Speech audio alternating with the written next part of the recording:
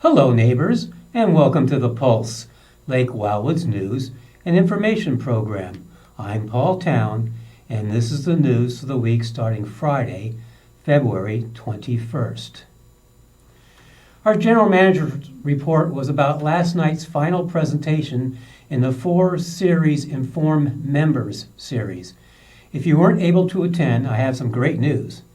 Studio 95 was there and recorded the event. It will be available to view on Channel 95 and on our website shortly. Now for a shameless plug. The first 3 presentations of the series are now available at lwwa.org. Lots of great information for new and not so new members. In board news, the planning meeting will be February 25th at 1:30 in the Cedar Room. There will also be a special board meeting on February 26th at 1, also in the Cedar Room. As always, please go to lwwa.org for the agenda and board packet. Community Relations, or CRC, has a number of interesting projects this year, including communications, branding, and marketing. They have openings for associate and voting members. Call Mike Zemetra at 432-3175 if interested. It's tax time once again. We are fortunate to have the AARP Tax Aid volunteers provide tax preparation services and electronic filing of both federal and California tax returns. This service is provided to Nevada County residents at no cost. Appointments are necessary. Lake Wildwood residents and employees can schedule an appointment by calling the Community Center at 432-3260. These appointments will be on Wednesdays starting in February and ending on April 8th in the Manzanita Room. PG&E has been conducting maintenance and clearing around its power poles. These poles are spread throughout the community. PG&E is required by law to clear not less than 10 feet in any direction from the pole and up to 8 feet high. PG&E will contact those members who are affected. If you have questions or are concerned about rare or special landscaping, you must call Greg at 530-722-7146. The association has no jurisdiction concerning this program. From our golf course, here is the first of our new series of golf tips from one of our 3 PG&A professionals. This week's tip is from Carlos. Hello, I'm Carlos Gilbert, one of the 3 PGA teaching professionals at Lake Wildwood Golf Course. And today we're in the teaching center and we're going to be going through a grip analysis, because that's one of the most important things about golf, is to have your grip on correctly. Okay, today we're going to talk about the right-hand grip and the left-hand grip, but first we're going to talk about the right-hand grip. And the right-hand grip actually has more of an influence on club face at impact. So people who don't know how their hand is supposed to go on the grip should take a look at this and learn from what's going on with this. If you put your right hand on, and many people have been told, well, you should put your right hand grip on so you could see one knuckle, okay? And so there are many people who actually do that. And if they have their right hand on and they open up the hand, and it can be pointing down towards the ground. And that's natural for some people. But everything we human beings do is a matter of degrees.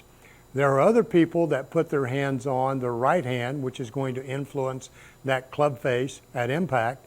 And when they open the hand, it's actually pointing down the fairway. And then there are other people who put their right hand on and it's kind of underneath the grip. So if they open their hand, it's pointing skyward when they put that right hand on there. And all of these grips are very natural, depends on the person and how you're made, your physical makeup.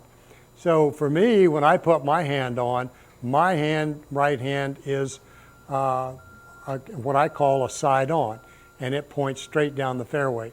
That helps me get my club face square at impact. And next we're going to talk about the left hand. How does the left hand go on the grip? Of course, what we're talking about now is for right-handed golfers. So when you set your club down and it's on the ground and the club face is facing the target, most golfers, what they do is when their hand is hanging very naturally, and you can see mine here, I can look over and see one knuckle with my left hand hanging straight down.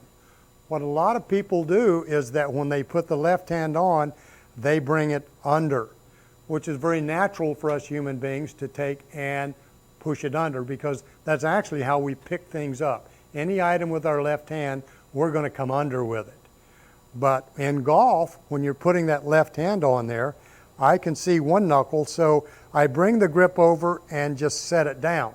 I don't come under with it. I bring it over and set it down so I can still see one knuckle on the grip. There are some people that their hands hang like this. You can see that the whole back of the hand is facing away from them. Okay, and so they should bring this over, and so now their left hand is what a lot of people call strong, but it's actually not called strong to me. It's called natural for that person who has a hand that hangs that way. So now he's seeing two knuckles and sometimes a little more. And there are also people's hands who hang like this. They're kind of under. So if they do go under with that and they don't see much of their knuckle, it's still the correct way for them. Because after all, this is a grip analysis and we're looking at how each individual does something in a matter of degrees. So if you have both hands on there correctly, then you're going to be able to bring that club face back to impact in a square position. And if the club face is square, the golf ball is going to be going straight. It's not going to be going right, left. It will go straight for you. So, and one of the other things that I need to bring out with this thing is that when you put your hand on there, the left hand, you need to have the grip underneath the heel of the hand here. So if I opened this up and had my index finger and the grip underneath the heel of my hand, I can actually hold this up and the grip won't fall away. But if this grip is too far this way and I try to hold it, I can't do it. It just falls. So it's important to have the left hand on there correctly with underneath the heel of the hand, and also the left thumb is on the right side of the grip. When you put your right hand on in the manner that I have discussed on what is natural for you, the left thumb goes on the other side. So they are opposing thumbs. In a full swing, the thumbs do not go down the center of the grip like this. And there's lots of people that do that. So be careful on how you put your thumbs on. The left-hand thumb goes on the right side of the grip. The left-hand thumb or the thumb of the right hand goes on the left side of the grip. So you have opposing thumbs. Also, on your right hand, you have a lifeline in here. So when you put your right hand on, that lifeline goes right on your thumb. That little trough in your right hand goes right on that right thumb to make it very comfortable in there. So that's it. That's a grip analysis. And again, I'm Carlos Gilbert, and if this helped you any, just remember where you got it at Channel 95 at Lake Wildwood. Thanks, Carlos, for the great information. Not being much of a golfer, I know what they mean when someone yells, "Will you get a grip?" Do you play an instrument or love to sing? The Music Club is for you. They meet every 2 weeks on Thursdays in the Marina Rec Room from 6 to 9. The next meeting is February 27th. The Artist of the Oaks is offering art classes on Monday, February 24th.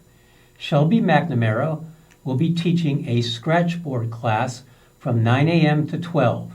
The cost is $25 for members and $35 for non-members.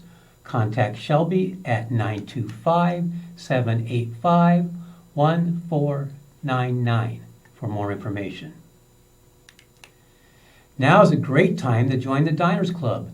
For more information, call Stephanie Norton at 432-0475.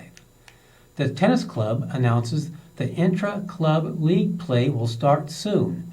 The sign-up sheets are posted at the tennis courts. Winter bocce fun. Longing to get out with this nice weather? Check out our bocce club. Newbies and experienced players welcome. If need be, we can gladly teach you how to play. Bocce is a fun game, simple, good, and easy exercise. Join us. We meet at the Meadow Park Bocce Ball courts at 2 every Monday, Wednesday, Thursday. For more information, call Gary at 432-9059. From our security manager, Pete Newell. It may seem like a small thing from a material angle, but this one makes us very sad that someone would be so thoughtless. Sometime prior to last Friday, someone defaced a memorial plaque that was installed on a bench at Meadow Park. A member's beloved family member was memorialized on the plaque, and someone put deep scratches in the memory message below the name. We understand that repairs are underway, and with luck, the plaque can be renewed. On Sunday afternoon, our officer assisted a resident and the sheriff on a domestic violence call on Roadrunner. Unfortunately, our community is not immune to these problems, and we see a fair amount of these calls. In this case, the victim did not want anything done to the abuser for fear of becoming homeless. We have 2 comments. First, anyone becoming aware of such abuse should report it immediately. Zero tolerance is needed to bring about change. For the victim that's afraid to report, please know that there are resources for domestic violence victims, and temporary houses is one of them. Please stand up to the abuser. Your life may depend on it. That's the news for this week. I want to thank you for all watching.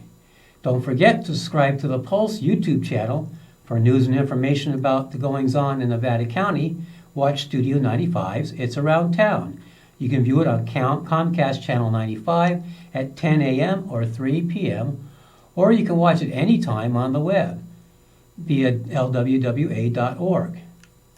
Until next time, have a great week.